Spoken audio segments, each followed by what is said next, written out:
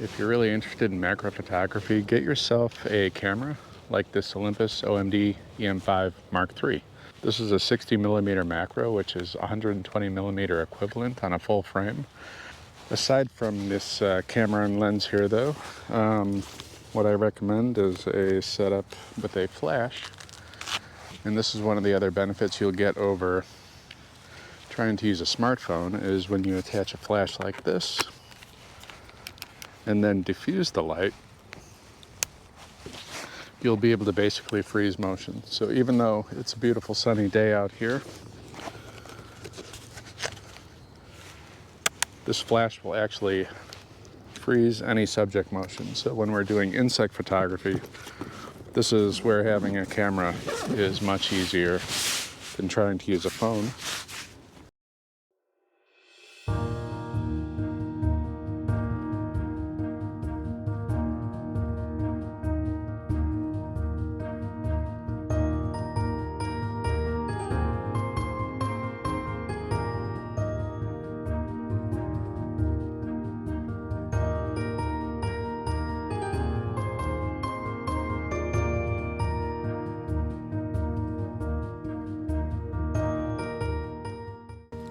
And additionally, I have this angular diffuser, and this just pops out and goes over the lens like this.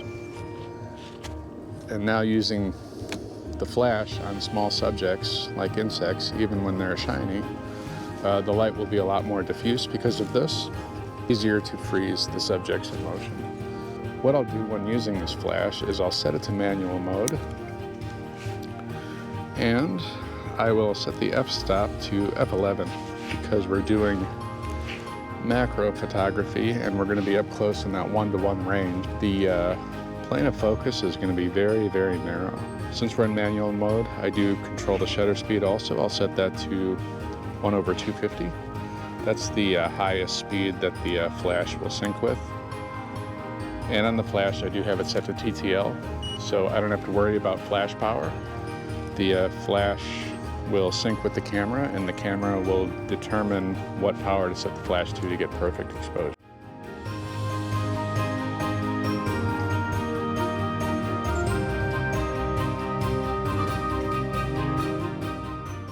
I'm trying to do insect macro.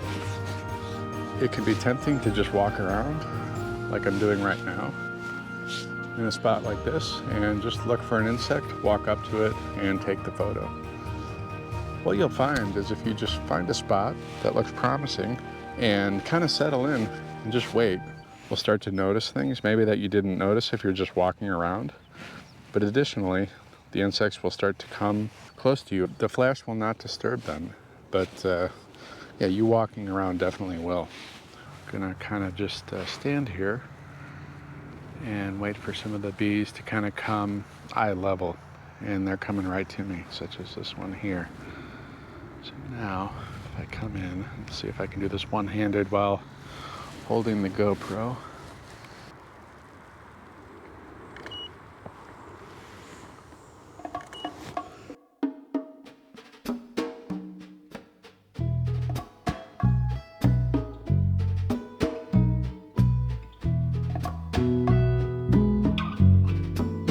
This is definitely more challenging than working in my backyard with the cone flowers. These bees are a little bit more active. Also, it's middle day, so they are quite active right now in the sun. And so now I am moving around a little bit more just because time is short, and the bees are all over in here. So I'm gonna try to get in close enough to get some good macro shots at 1-to-1 or close to 1-to-1, but also do it without disturbing them, and that is the trick. So hopefully we walk away with a couple keepers.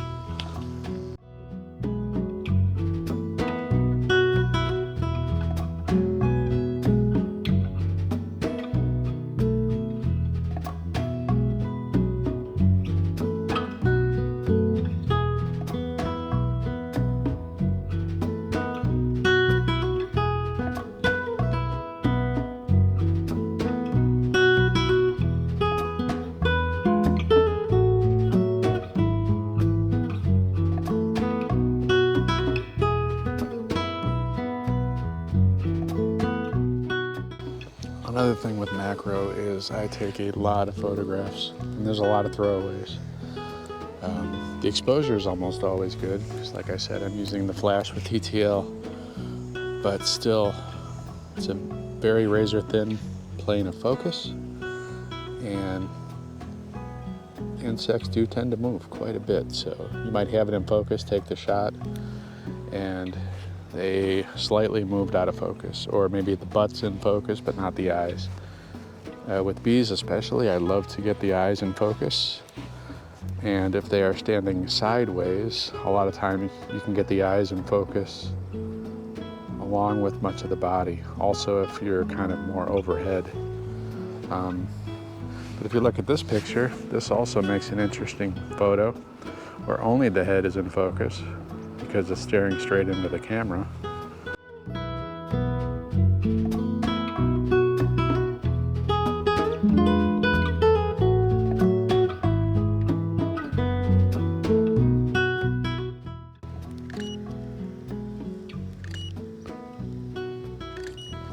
So don't be worried about not getting good photos at this f10, f11. Like I said, it's still very thin plane of focus.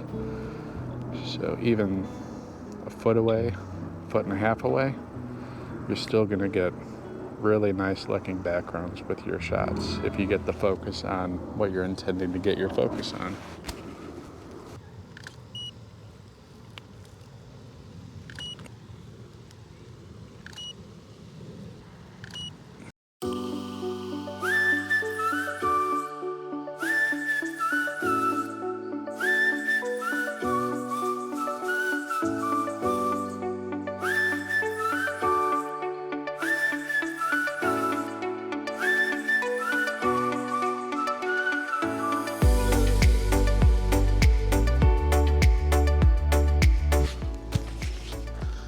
So thanks for joining me. Head back now and we'll see what kind of shots we got. So my name's Brian and this is Be Mad Photo. So thanks for checking out the channel and enjoying some macro photography with me. If you are into macro, I would love to hear about it in the comments and hear about what kind of gear you use. Do you use micro four thirds? And do you like using a flash, or do you prefer not using a flash? If you haven't used a flash before, don't let it intimidate you. First of all, they're relatively cheap, like this Godox V1. And if you get the one that matches your camera, like one of these Olympus micro four thirds cameras, you'll find that the TTL makes it almost idiot proof. It's very simple to use. So let's head back now and we'll see what kind of shots we got here.